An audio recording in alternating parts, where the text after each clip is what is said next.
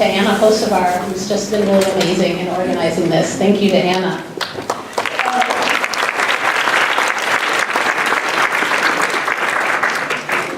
In the English department, we are so thrilled that our current Hopkins visiting scholar is Yossi Klein Halevi. In addition to speaking to us tonight, he will be a guest lecturer in several creative writing classes on campus to talk about the craft of writing. Yossi's New York Times bestseller, Letters to My Palestinian Neighbor, has made such a powerful impact on so many people. And it'll be exciting for John Carroll University students to get to speak with him about it. And copies of the books are for sale out front by Susanna De Gaetano of Max Backs on Coventry, and she is a recent winner of the Ohio Arts Award. And so it's a tremendous honor that an Ohio Arts Prize winner is here tonight and selling the books that has made this evening possible. We also will be taking questions and answers afterwards. Please write them down on the note cards that have gone around with the pencils, and we'll be collecting the questions afterwards. Yossi shares so many values that are central to our mission here at John Carroll University. For example, the belief in developing men and women for others, an esteem for cura personalis, which is the care for the whole person, educating students to be agents of change, and training in discerning choice, the ability to make a commitment to a tested scale of values, and then to demonstrate the self-discipline necessary to live by those values. And of course, to be an advocate for social justice in response to current social pressures and problems. Yossi is committed to interfaith dialogue and has written about his immersion into the study of Islam. Because Yossi so clearly embodies John Carroll University mission values, he, as an Orthodox Jew who has studied Islam, might really be a Jesuit. Dr. Phil Metris will more formally introduce Yossi. Dr. Metris is the director of our major in Peace, Justice, and Human Rights, and is a highly acclaimed, award-winning poet and scholar. He has published many books of poetry, and he travels widely to give poetry readings. Dr. Metris also is deeply devoted to dialogue, justice, and achieving peace through the telling of one's own story. As such, he teaches a course on peace and reconciliation in Ireland and Irish literature, and a course on Israeli-Palestinian literature, in which Yossi will be a guest lecturer tomorrow. So it'll be very exciting for students in Dr. Metris' class who have been reading this book to actually get to speak with the author and have the author visit the classroom. So with that, I'd like to turn it over to Dr. Metris.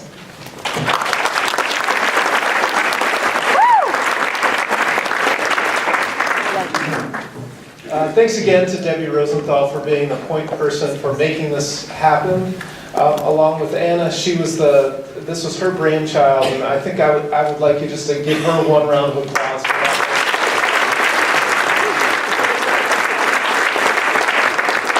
Shout outs again to Anna Hosevar for all of her logistics. These events don't happen without the people like Anna, who are doing a lot of hard work just making sure everyone knows where to go, what's happening, that the lights are on, that the microphones are functioning.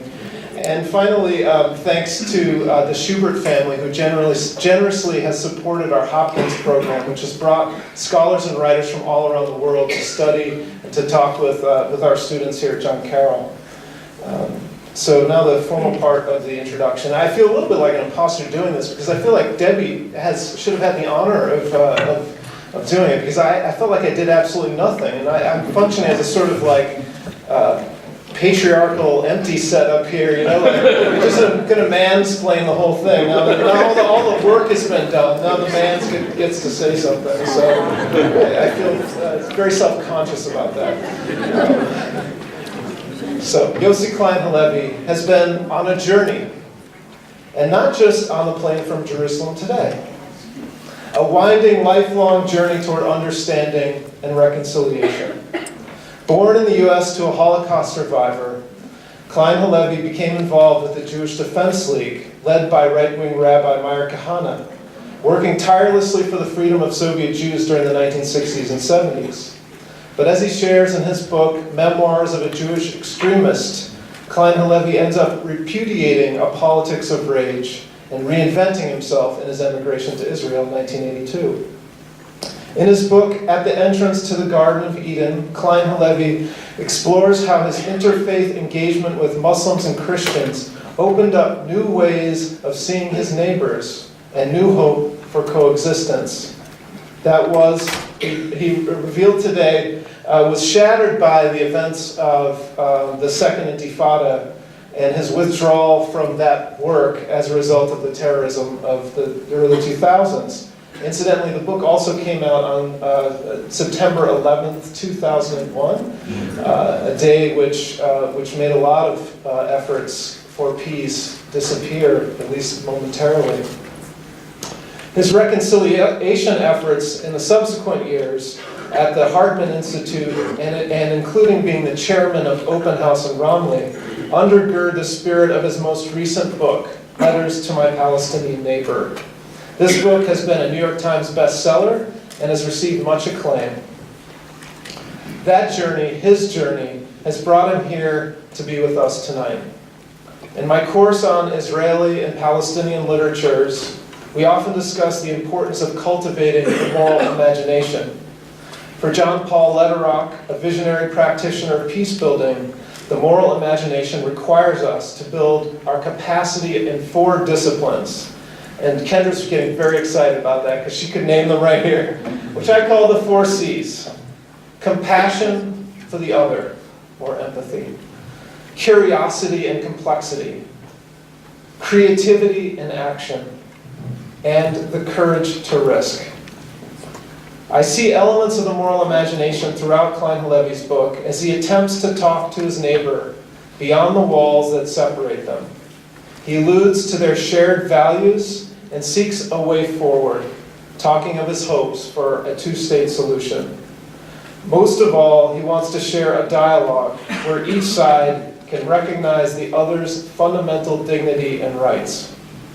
While we, and I mean here all of us gathered in this room tonight, may not necessarily agree about how to tell the story of the conflict or how it could end, we need more listening to each other and ourselves, reaching beyond the noise of our own narratives and the music of our pain.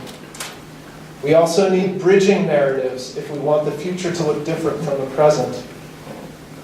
So let's make this event part of our longer dialogue to make sure our children won't live in a world where violence and injustice, hatred and erasure are the answer.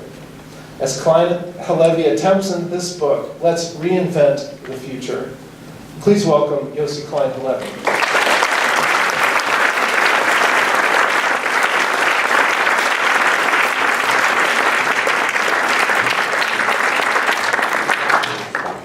Good evening, everyone. Professor Metris, thank you so much for that warm welcome. Deeply grateful. And Professor Rosenthal for really making me feel at home here and for bringing me. Thank you. Finally, Barbara Schubert, thank you to you and your family for making this event possible, for making it possible for me to be in Cleveland. First time. Thank you. Why is peace between Israel and Israelis and Palestinians so elusive? Why does it seem that the more effort is invested by the international community to solve the conflict, the deeper, the more entrenched the conflict becomes? One reason, I believe, for why we have not been able to solve the conflict until now is because the peacemakers, the would-be peacemakers, the diplomats, have been applying the tools of diplomacy to a conflict that really is about something deeper than drawing a line on the map, than reaching a fair compromise, that both sides could somehow live with. Because if that were the case, if that was the obstacle to solving this problem, it would have been solved 20 years ago. We've just marked the anniversary of the Oslo process, 25 years, 1993, and 25 years of failure. And so what I would like to do tonight is reopen the reasons for why peace continues to elude us, and what might be an alternative approach which will be based in part on the book that I've written. And so my starting point in trying to unpack the complexity of the conflict, the intractability of the conflict, is that the tools of diplomacy which aim to solve concrete problems are exactly the wrong approach for this problem, which is not about tangible issues. Settlements, holy places, Jerusalem, all of those issues are consequences of a deeper conflict. And the conflict in the Middle East between Palestinians and Israelis is actually about intangibles. It's about legitimacy, it's about the right to exist, the right to define yourself as a people, the right to national sovereignty. It's about historical memory, fears, and traumas. And those are issues that the diplomats really don't have the tools to cope with. We need psychologists at the table. We need rabbis and imams.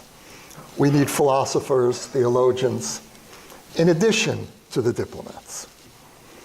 And I'd like to read the opening page or so of my book as a way of beginning to unpack what this approach that I've tried to bring to this ongoing tragedy is. Dear neighbor, I call you neighbor because I don't know your name or anything personal about you. Given our circumstances, neighbor may be too casual a word to describe our relationship. We are intruders in each other's dreams, violators of each other's sense of home. We are living incarnations of each other's worst historical nightmares. Neighbors. But I don't know how else to address you. I once believed that we would actually meet, and I'm writing to you with the hope that we still might. I imagine you in your house somewhere on the next hill, just beyond my porch. We don't know each other, but our lives are entwined. And so, neighbor. We live on opposite sides of a concrete wall that cuts through the landscape we share.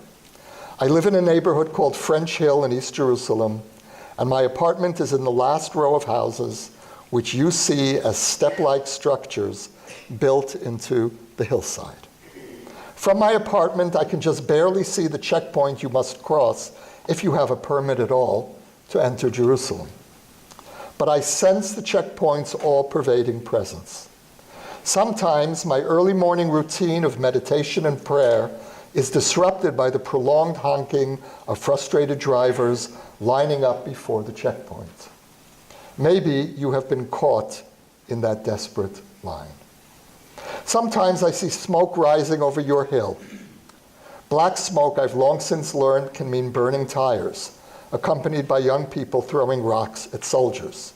Then there is white smoke, soldiers firing tear gas. How do you manage, if at all, to preserve a measure of normal life? As a Palestinian, you are denied the rights of citizenship that I enjoy as an Israeli. The ongoing disparity between your hill and mine challenges my deepest self-understanding and moral commitments as a Jew and an Israeli. Ending that disparity is one reason why I support a two-state solution. It is just before dawn. I am in my study facing your hill. The muezzin calls softly, as if reluctant to disturb the night. I wrap myself in a white prayer shawl and sit cross-legged on a meditation pillow. I touch my forehead to the ground, a nod to the call to prayer coming from across the way. In my most intimate conversation with God, I am hoping to speak to you.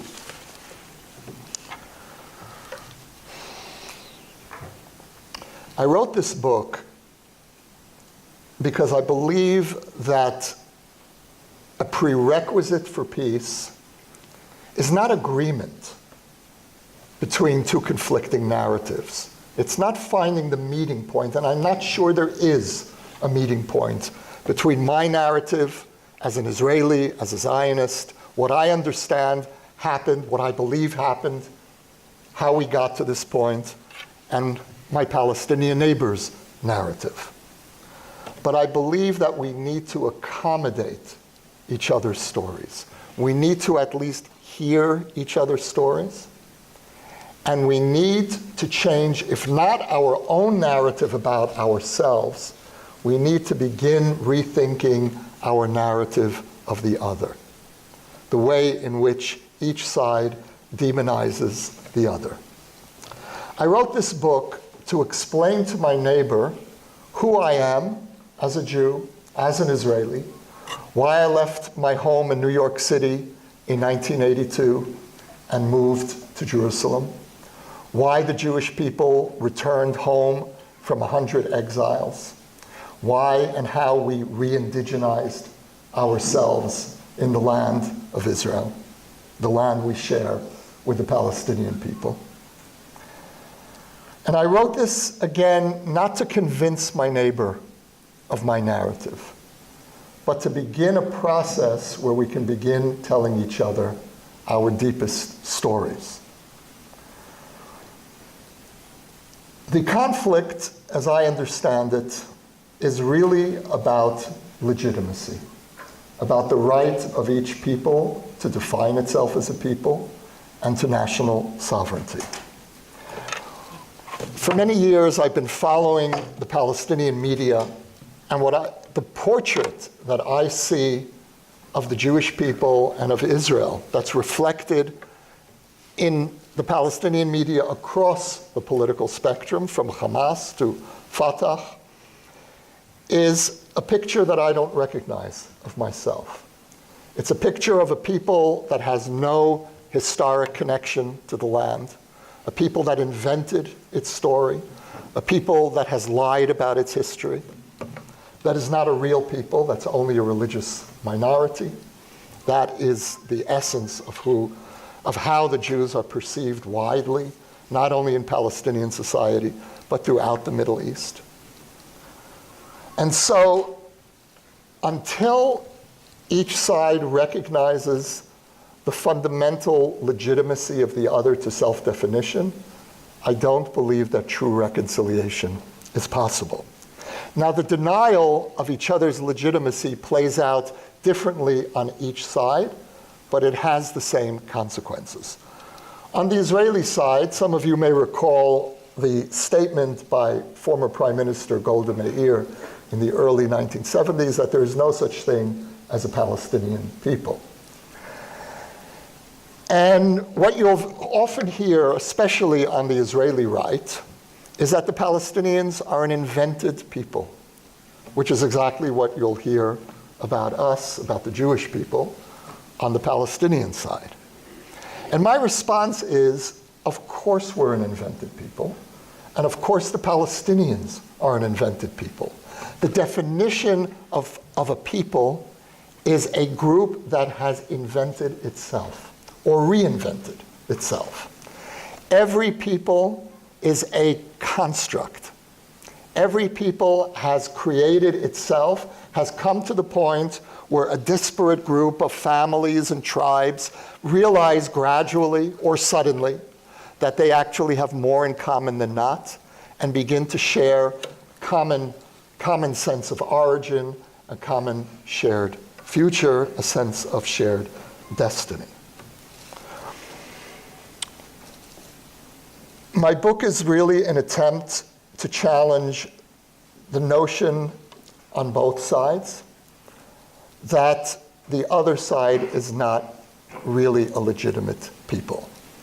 Now, I have to say, as an Israeli, and I'll be speaking tonight very much as someone who is deeply rooted in my people's narrative, and that's the narrative you're going to hear, that what my understanding of the evolution of Israeli society is that there exists today a majority, though that majority is declining, that sees the Palestinians as a legitimate people, as a counter-claimant that we need to deal with. It was not always the case.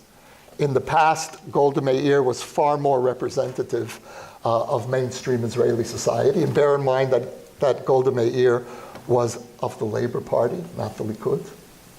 But there has been a gradual transformation of much of Israeli society. And so today, the argument that the Palestinians are not a real people, that we can somehow pretend that there isn't a counterclaimant to the land, tends to be confined to the right. But when I say that the centrist majority is declining, the younger you get in Israeli society, the more despair you'll see, which of course is mirrored on the Palestinian side, and the less willingness there is to believe in the possibility anymore of a two-state solution. And so the consequence of this 100-year war, which I really see as a war over conflicting narratives, we have been fighting a war over mutually exclusive stories. The consequence is that each side has been tempted to define the other out of its national existence. Each side knows the other better than you know yourself. That's the implicit message of denying the legitimacy or the right of the other to define itself as a people with the right to self-determination. And the way that this plays out on each side is to some extent understandable. The Muslim world knew the Jews as a religious minority for centuries. And so there is the natural tendency to continue to see the Jews, or the rightful place of the Jews, as a religious minority. And I hear that very often when I speak to Palestinians, when I speak to Muslims generally. There's the sense, we have nothing against the Jews as a religion, but you're not a nation, and we can't accept you as a sovereign nation.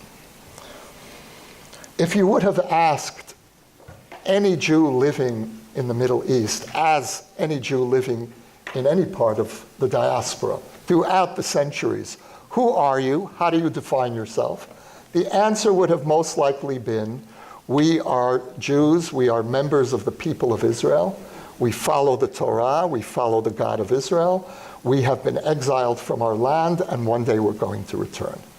That was a normative self-definition of who the Jews were.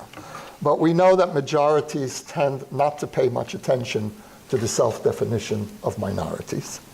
And so the normative perception in the Muslim world of who the Jews were, a perception that has persisted to this day, is that the Jews are a religious minority. And what I've tried to explain in my book to my neighbor is that peoplehood is the foundational element of Jewish identity. And the proof of that is the strange existence of the phenomenon of the Jewish atheist. In Islam and in Christianity, you don't have atheists. If you are a Christian atheist, you're no longer really Christian. And the same is certainly true in Islam.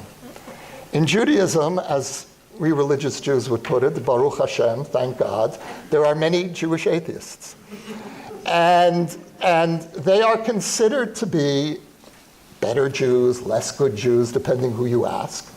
But no one would consider excommunicating from the Jewish people, denying the basic Jewishness of someone who is an atheist, someone who will violate every religious law, who will barbecue on Yom Kippur, and that is part of the Israeli experience, and it happens at the Sea of Galilee every year.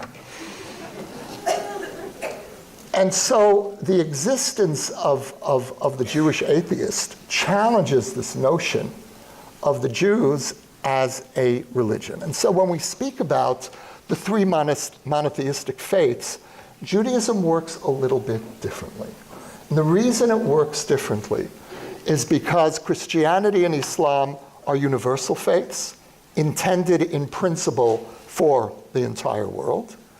And Judaism always saw itself as being intended for a particular people. Now, of course, one can convert into Judaism. My wife is a convert to Judaism. But the normative understanding of the self-understanding of the Jewish people is that Judaism was meant for this particular people, and that was the mission of this people was to carry this particular religion into the world. And so because of that, peoplehood is actually a religious category in Judaism. Peoplehood has a religious value. And that creates that possibility for the strange existence, the seeming contradiction of a Jewish atheist, which, of course, in the Jewish community is regarded as a reasonably normal part of our communal existence.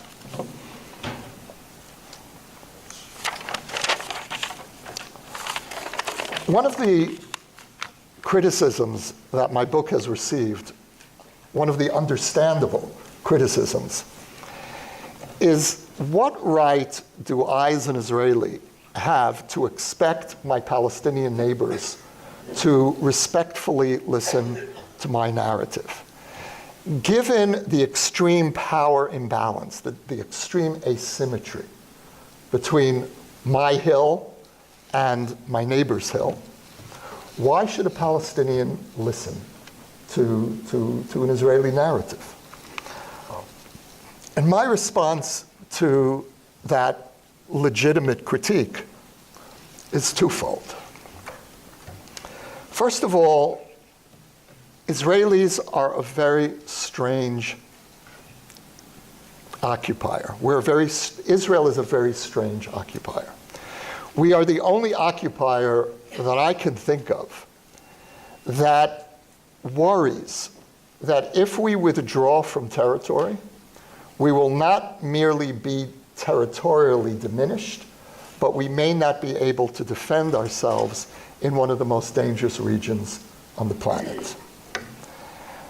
And so, in the Israeli consciousness, there's a kind of split screen in our minds. On one side of the screen, it's Israel versus the Palestinians. Israel is Goliath, and the Palestinians are David.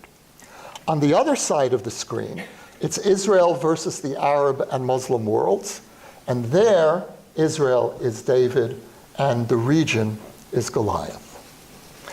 Because of that Israeli consciousness, because of that deep fear that Israelis have about the consequences of withdrawing to borders which at their narrowest point would be 9 miles wide, you cannot possibly reach an agreement without taking into consideration confronting those fears.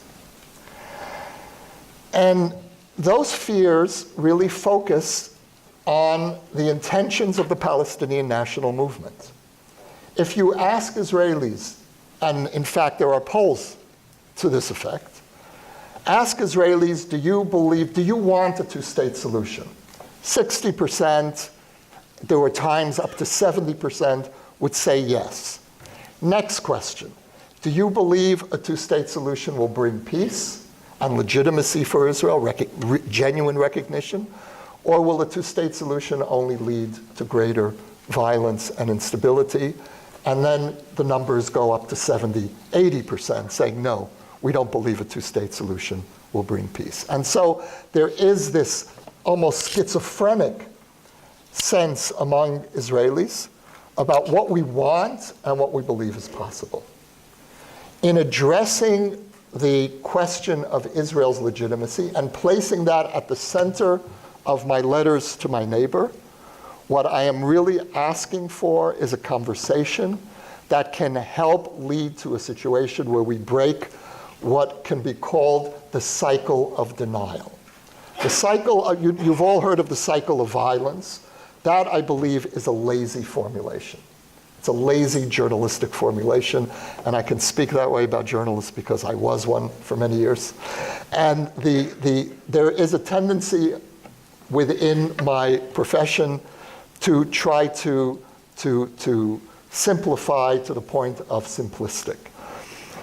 The conflict in the Middle East is not a cycle of violence. Primarily, it is a cycle of denial, where the Palestinian national movement, the Arab world, has denied the legitimacy of Jewish peoplehood, the right of the Jewish people to any national sovereignty in any part of the land between the river and the sea.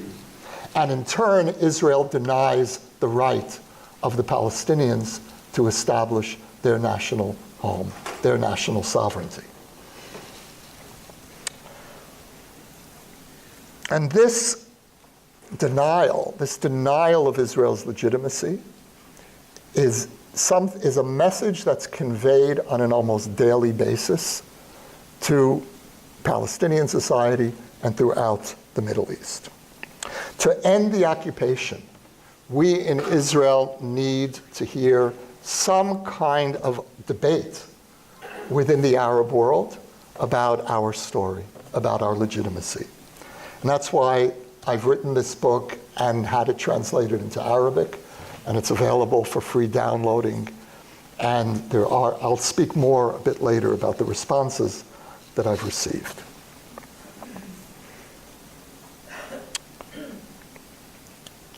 The worst way to try to achieve peace, and anyone who knows Israeli society will recognize this is true, is to push Israelis into a corner, is to create a situation where Israelis feel that there is a fundamental assault on our being, on our legitimacy. And that, I would add, is really one of the tragedies from, not just from an Israeli perspective, from a long-term perspective of the possibilities for peace of the BDS movement, the movement to boycott Israel. Because BDS is really one of the great gifts to the Israeli right. It reinforces all of the arguments of the Israeli right about Israel facing a hostile world and how this is not about ending the occupation of 1967, but ending the occupation of 1948, which is to say Israel's very existence. And this is something that is a normative perception in Israeli society today. And so to begin the process of reopening the conversation in Israeli society about a two-state solution, we need I believe, we need the kind of conversation that my book is trying to model.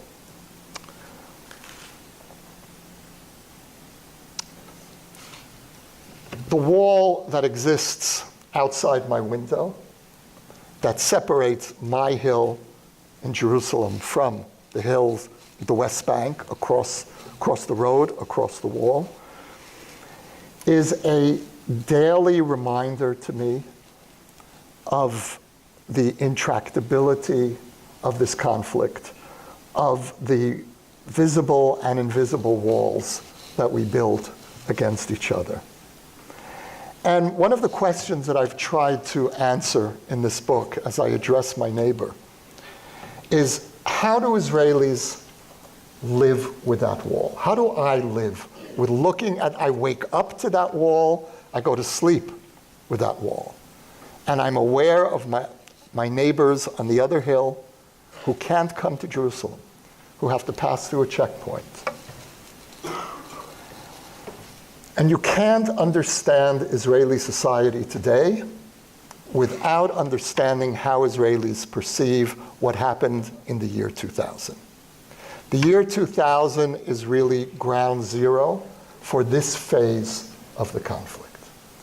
From the Israeli perception, and again, I'm offering you an Israeli normative narrative, there is a counter narrative to everything that I've said tonight. Everything that I'm going to say tonight, there is a counter version.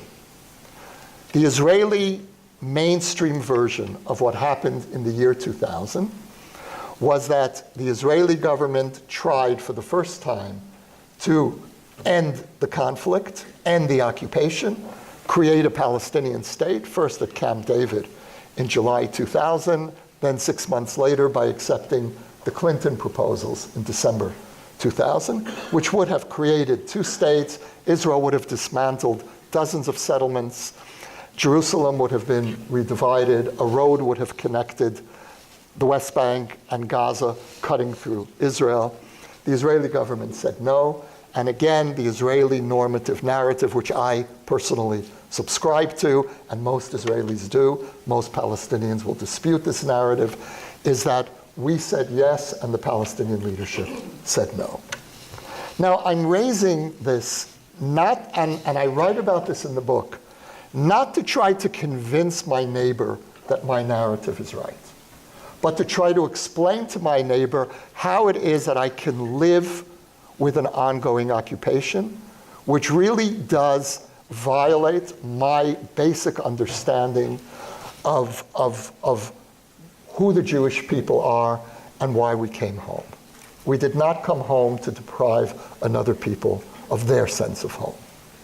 And yet I'm able to live with this wall, this wound, this scar on the landscape as part of my daily life. And the reason for that is the year 2000. This deep Israeli conviction that we tried to make peace, and what we got in return was the Second Intifada, the worst wave of terrorism in Israel's history. A wave of terrorism that lasted for 4 years, and one of whose consequences was the near total destruction of the Israeli left. This is something that I have long felt the international community did not pay careful enough attention to in trying to understand how Israel shifted right and has remained right for a generation. You can't understand that process without the pivotal year 2000. In the 1990s, I was part of a camp that I would call the camp of the guilty Israelis. I was drafted into the IDF during the first Intifada, the first Palestinian uprising in the late 1980s, and my unit was sent into the Gaza refugee camps. And that's where I learned the meaning of occupation. Until the first Intifada, we in Israel had told ourselves a very comforting story, which was that we're a benign occupation. And in fact, there was no wall, there were no checkpoints. Israelis could shop in Gaza, Palestinians could go to the beach in Tel Aviv. Everything was open until the first Intifada. But what we learned, what many of us learned in the first Intifada, is that when an occupied people revolts, the occupier has one of two choices. Either you try to find a way out, or you marshal all of your efforts to suppress a popular revolt.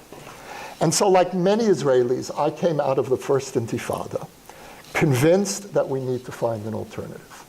The operative conclusion of that was the election of Yitzhak Rabin in 1992, and then the Oslo process a year later. Put another way, what many of us learned in the first Intifada was that the dream of the settlement movement, the dream of greater Israel, of Israeli sovereignty between the river and the sea, was untenable, was a disaster, never mind for the Palestinians, was a disaster for Israel. What we learned in the second Intifada was that the dream of peace now, the dream of land for peace, was also an illusion. That, at least, again, I emphasize, that is the Israeli perception of what happened in the year 2000. And that perception fundamentally transformed Israeli politics, Israeli society, to this day. The left cannot win an election in Israel today precisely because of what happened in the year 2000, and that shaped my generation's consciousness in the way that 1947, 1948 shaped the consciousness of the founding generation of Israel, which was that The mainstream Zionist movement accepted UN partition, and the Arab world went to war in 1948 to destroy the new state of Israel. That same understanding of the conflict, that same narrative was repeated in the year 2000 in the Israeli experience. Now, why this matters, again, is not to go over the argument once again, who was right, who was wrong. It's to explain what the obstacles are on the Israeli side when the word peace is mentioned. The Labor Party, the party of the Oslo process, now runs in elections without mentioning the word peace. The Labor Party will speak about withdrawal, about preserving Israel's Jewish majority, about the need to separate from the Palestinians. But they don't speak about peace because the Labor Party knows that the Israeli public won't believe them. That profound skepticism, that profound disillusionment is what needs to be challenged. And it needs to be challenged in precisely the kind of conversation about opposing narratives that I'm trying to present.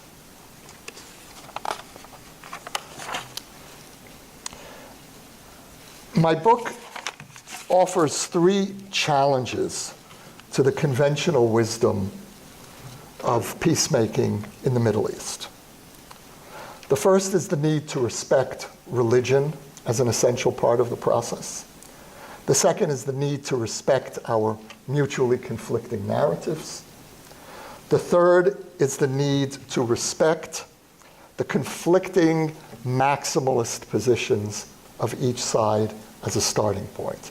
And I'll explain what I mean by each of these three positions.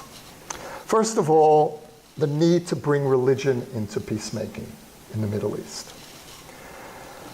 The conventional understanding, certainly in the West, is that religion is part of the problem. If anything, there's too much religion in the Middle East, and we need more rational Western approaches to peacemaking.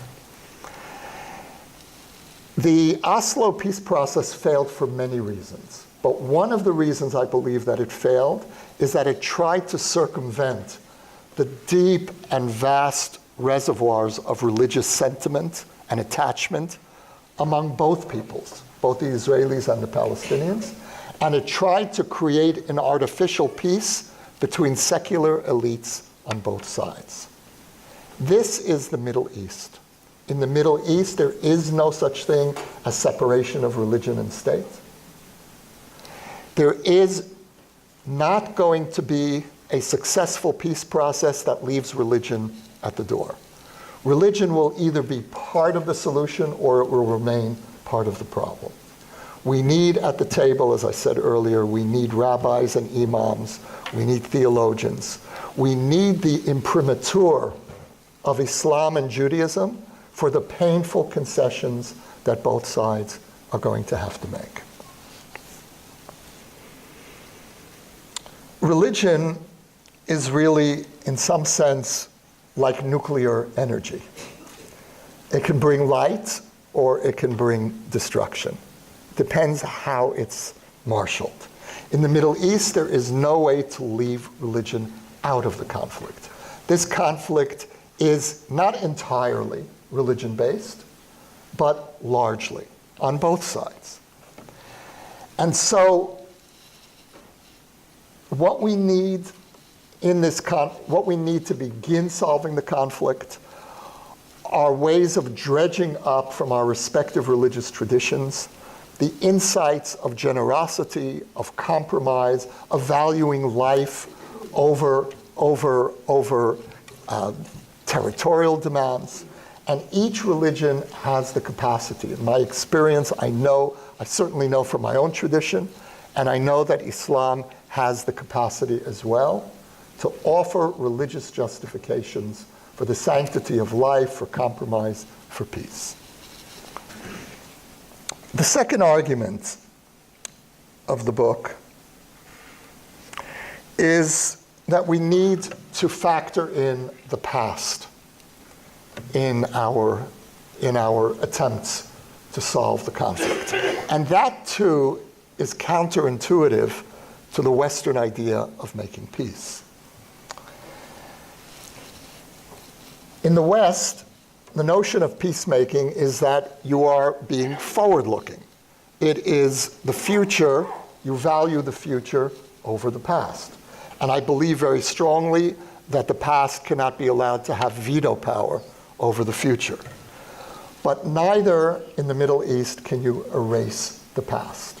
That's true for Jews, it's true for Arabs. Who we are, where we come from, our story is in large sense our being, our essence.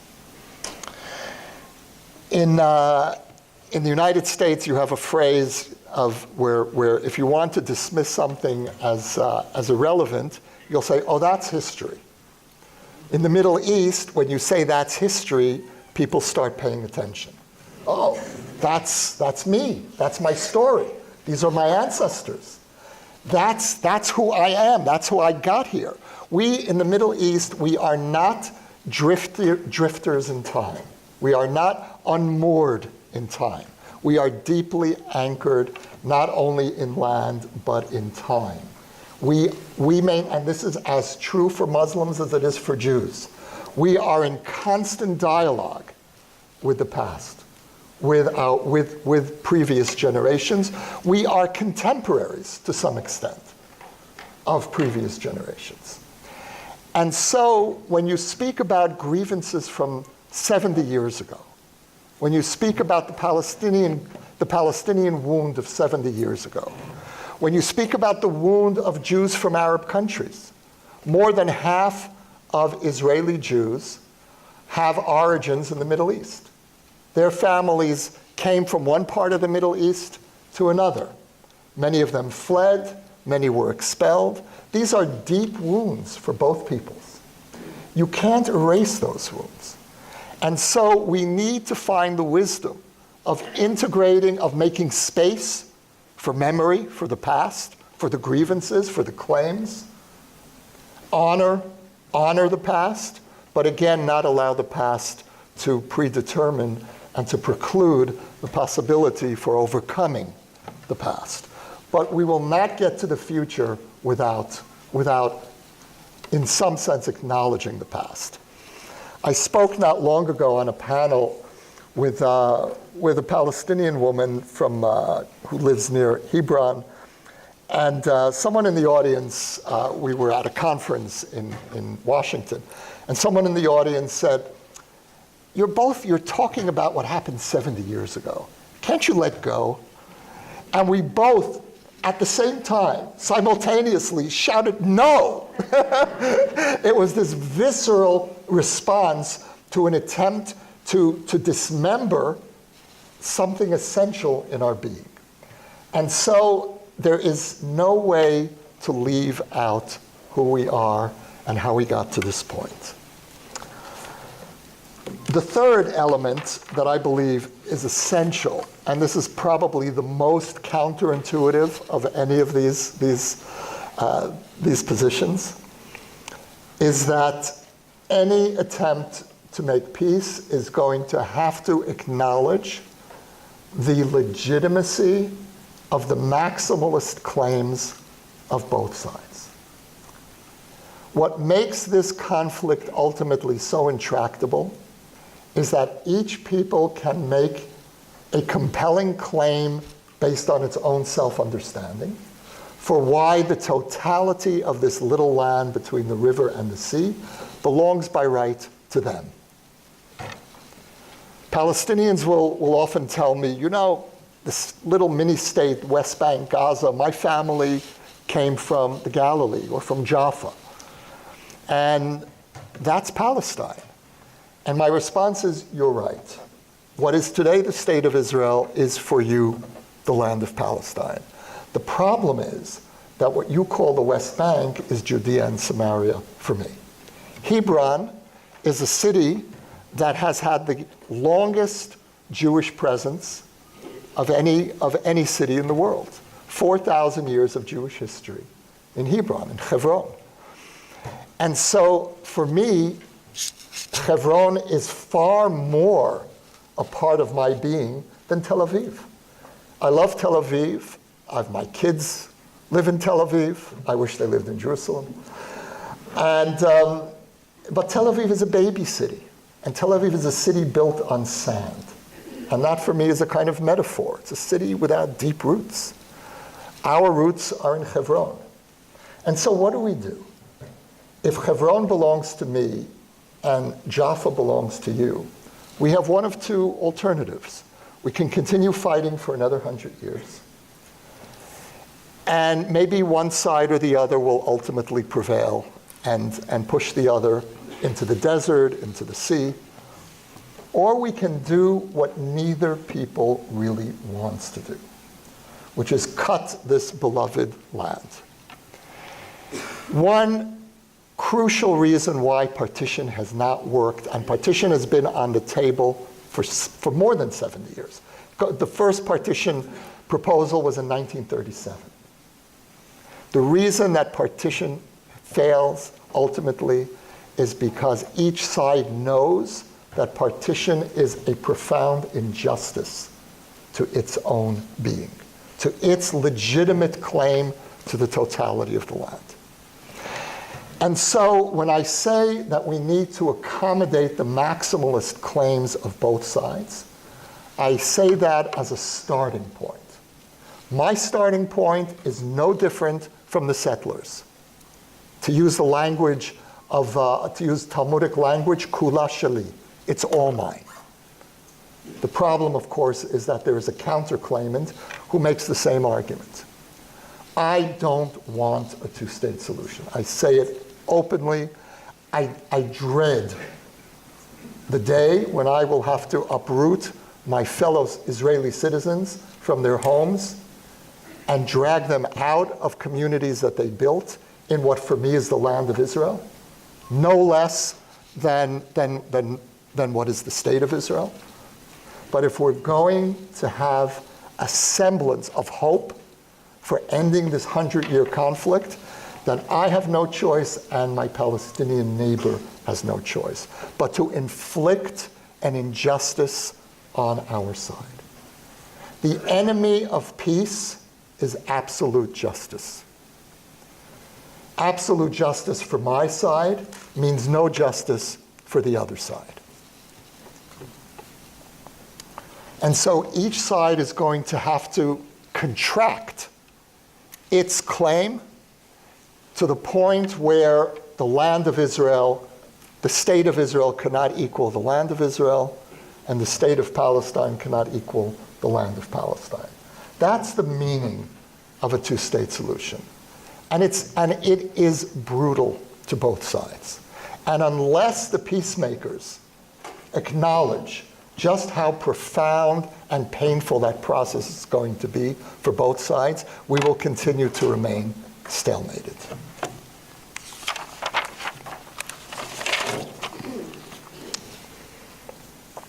I'll say a word about the responses that I've been getting to the book from Palestinians. I mentioned earlier that the book is available for free download in translation. The book has actually gone through 2 translations in Arabic. The first translation came out with the publication of the English language version. And that was very important for me, for the integrity of this project, that it not come out in English first, that this was really a book that was aimed at my neighbors and not just at the book-buying public in America. I'm delighted to have my book purchased, but it was very important for me to have this book coming out in Arabic at the same time. And one day, not long ago, a couple of months ago, a young man from the West Bank, a young Palestinian man, shows up in my office at the Hartman Institute, where I'm a fellow, and said, I read your book in English. A friend had passed it on to me. And then I read the Arabic translation. He said, the Arabic translation is not good. And he said, here is a sample. Here are 5 pages of a translation that I've done and show it around. And if you're interested, I'll do a retranslation. I showed it around, and the response was, this is really remarkable. And he's all of 28 years old. And so I hired him to do a retranslation, which was just completed. And the book has so far gotten about 1,000 downloads. And my hope is to substantially increase that number. I've just recently gotten a grant to build a website in Arabic and to hire this same young man to do social media in Arabic and to really try to bring this out. We have a group of young Palestinians in Jerusalem who have adopted the book as part of a book club and will be reading the book every week for 20 sessions. Some of the responses that I've gotten a lot of very angry responses, and I've gotten responses that are deeply moving. For example, a young woman in Gaza wrote me saying that I'm reading your book because I hope it will give me hope. I've been invited for coffee all over the West Bank. And I've begun getting long letters in response to the book, which I intend to include in a new epilogue to the paperback edition, which should be coming out in the spring, letters from Palestinians to an Israeli neighbor. And one of the letters that I received from someone named Walid Issa, who was from the Dheisheh refugee camp near Bethlehem. And Walid came to the States to study and now is living here. And Walid and I are going to be doing a campus tour in a couple weeks. And Walid wrote me a letter saying, "Dear future neighbor." And he says, I say future neighbor because as long as the occupation continues, we can't really consider each other neighbors, but I hope one day that we will be. And then he said, I have my grandfather's key, the symbolic key to the lost home in what is now the state of Israel. And Walid writes, he says, I can't give up that key. That's my legacy. But I don't have to be committed to politically implementing the key. And he said that we're going to need to, if we're going to reach a two-state solution, each side is going to have to compromise, and our compromise must be that the key remains symbolic and not actual. And that we need to separate the right from the return. And that the return will happen to a Palestinian state, and that is really where that will be the basis of a two-state solution. And so those are some of the responses that I've begun getting. I have very realistic expectations, which is to say very modest expectations for what this project can achieve. I'm hoping to model a possible conversation. I'm hoping that this book can offer Israelis and Palestinians a language to begin speaking to each other in a different way. And beyond that, as we say in the Middle East, God is great. I'd like to end with a brief reading, and then we'll open for conversation.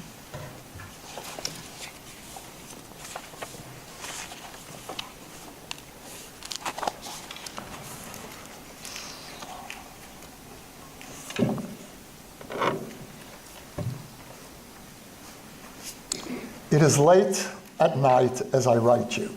And by the way, this book was really born through insomnia. Because I would be up late at night looking out at the hill across the way and hearing the call of the muezzin and thinking about my neighbor and writing these imaginary letters in my head until one night I sat down and started writing, Dear Neighbor. It is late at night as I write you, and unfortunately much of this book was written late at night. On your hill, only a few houses are lit. A forlorn car interrupts the quiet of the road between our hills. Reaching out to you, Imagining an interlocutor across the way makes me feel a little less alone in this silence. I hear the pre-dawn call of the muezzin, or rather multiple calls from minarets on surrounding hills, not quite in sync, echoing each other. Allahu Akbar, God is great.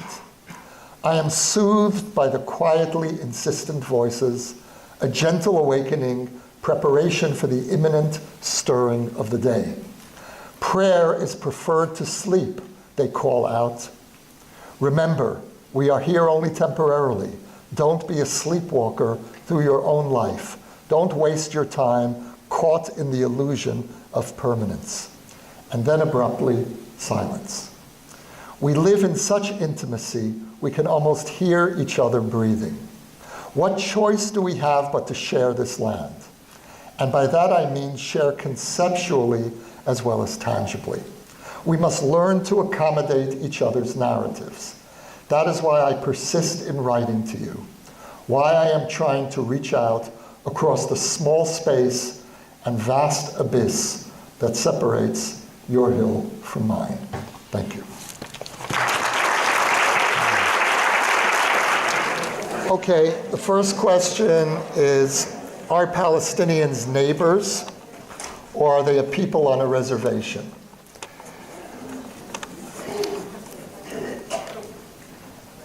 I wrote this book because I find the current situation unbearable, because I find the status quo unbearable. Whoever asked this question, I would imagine that you and I disagree about how we got to this point. But from where I'm sitting, that's a crucial piece of this. And if you believe, as I do, that we tried to have a different reality, not this government. This government is perfectly comfortable with the status quo. But in the past, we had Israeli governments who were committed to trying to change this reality.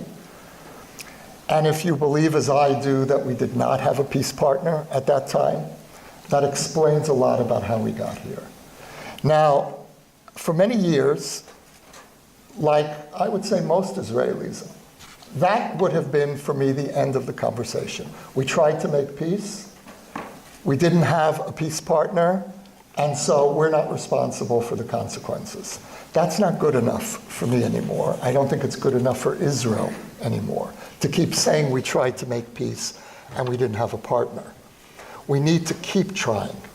We need to keep creating we need to reverse this dynamic, which is leading us to a one-state solution, which I think is a disaster for both sides. And we need to gradually begin shifting toward policies that will prepare the way for a long-term, gradual solution. So that is my answer to this very painful and understandable question. Has a Palestinian writer written a book like yours? Can you imagine a Palestinian writing such a book? I know someone who wants to write a book, Letters to My Israeli Neighbor, and he started writing this book, but he stopped because he's afraid of the consequences in his society. And one of the depressing patterns that have emerged in the letters that I've gotten are people saying, please don't use my name publicly. And my concern is, look, I know Palestinians who deeply believe in a two-state solution, who are ready to accept the legitimacy, the indigenousness of the Jewish people in this land, who are ready to accept not just the idea of a two-state solution, but the notion of two legitimate narratives, competing narratives. But they can't say that publicly in Palestinian society. And that really is part of the tragedy of this conflict. What is your view of the move of the U.S. Embassy to Jerusalem? Would you comment on the one-state solution? Well, the one-state solution, to my mind, is a no-state solution, because Yugoslavia is the one-state solution, and Yugoslavia doesn't exist anymore. To put Palestinians and Israelis in the same state means that we are heading toward either Yugoslavia or Syria or whatever other dysfunctional model you can imagine. You can't resolve a 100-year existential war by saying, okay, it's over, create a state together. It's not going to work. And so for many reasons, there needs to be, I believe, there needs to be a two-state solution in which each side can express its national identity, its culture, its civilization, its aspirations.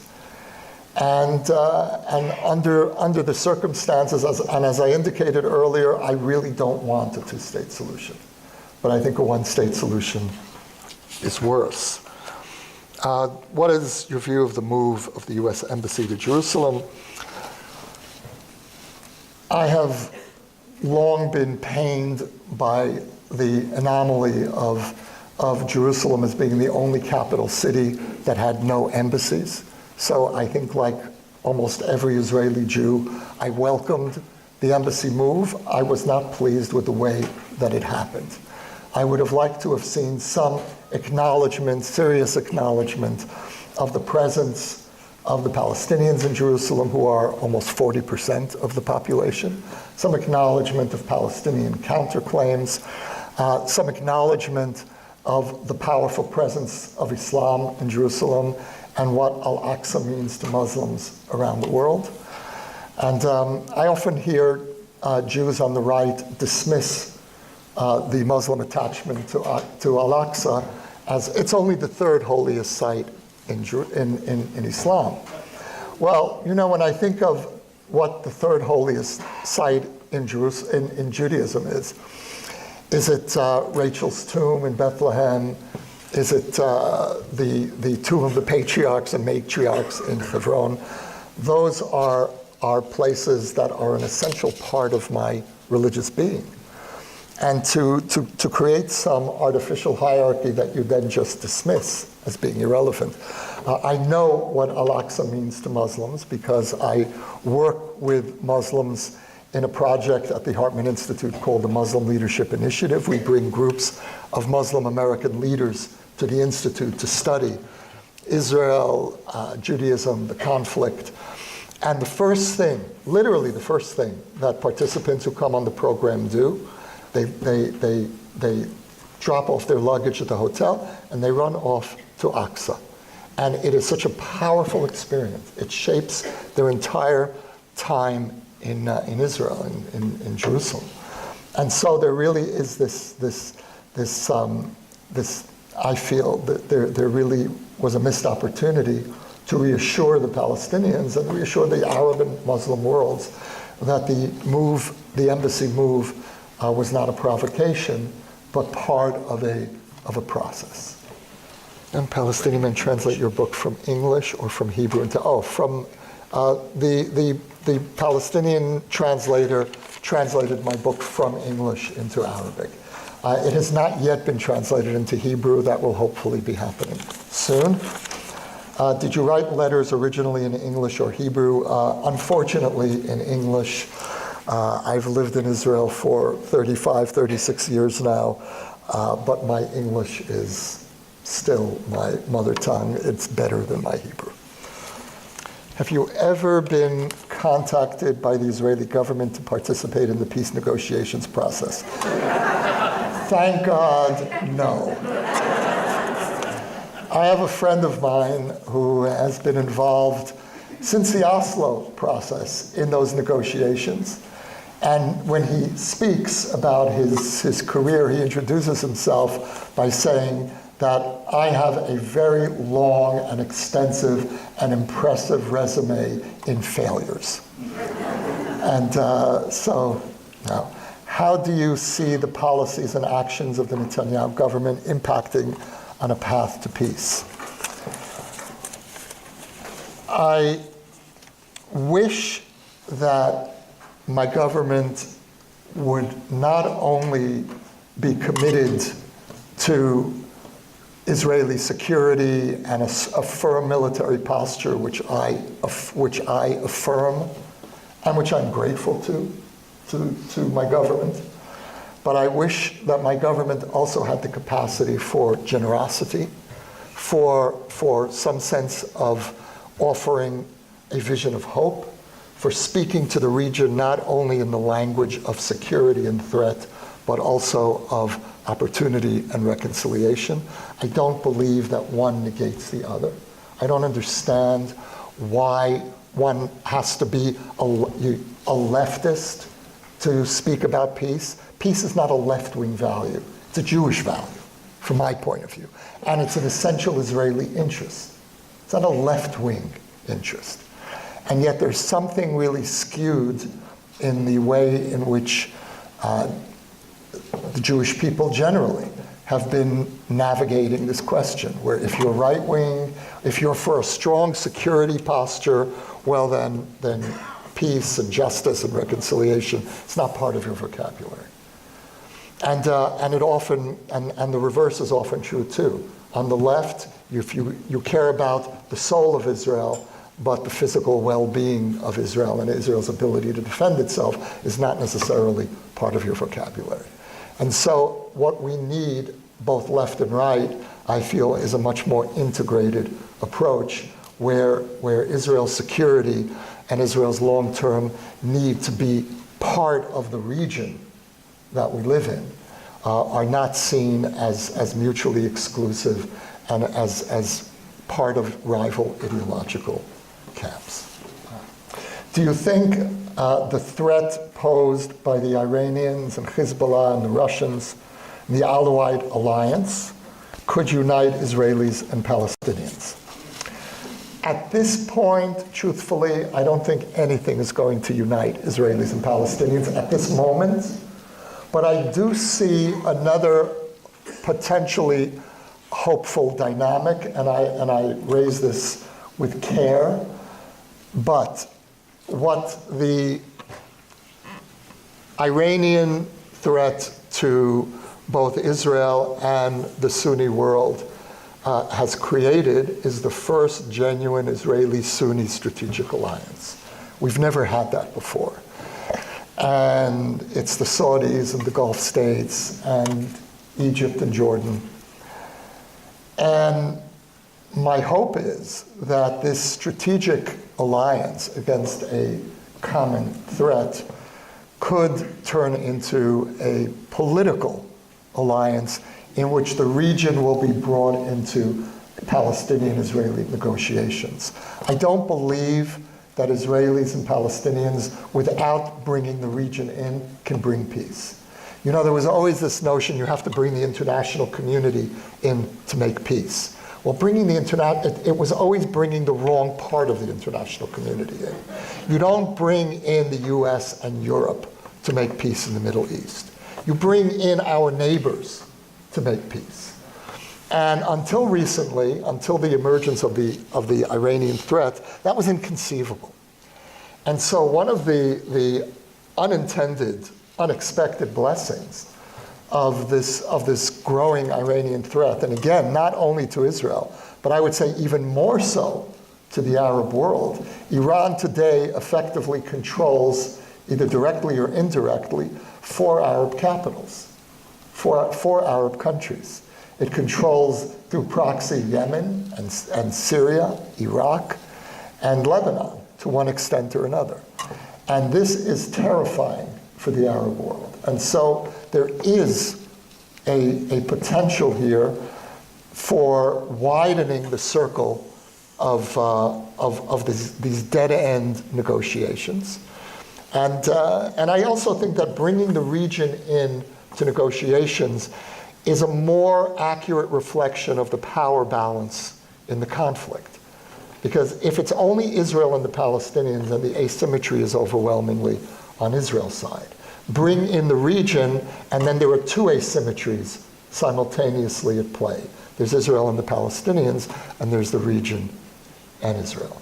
So that, I think, is necessary both politically and also psychologically. And in the Middle East, as I've really tried to convey tonight, the psychological component of this conflict is no less essential to unraveling, to understanding, than the tangible political conflict. Thank you all very much.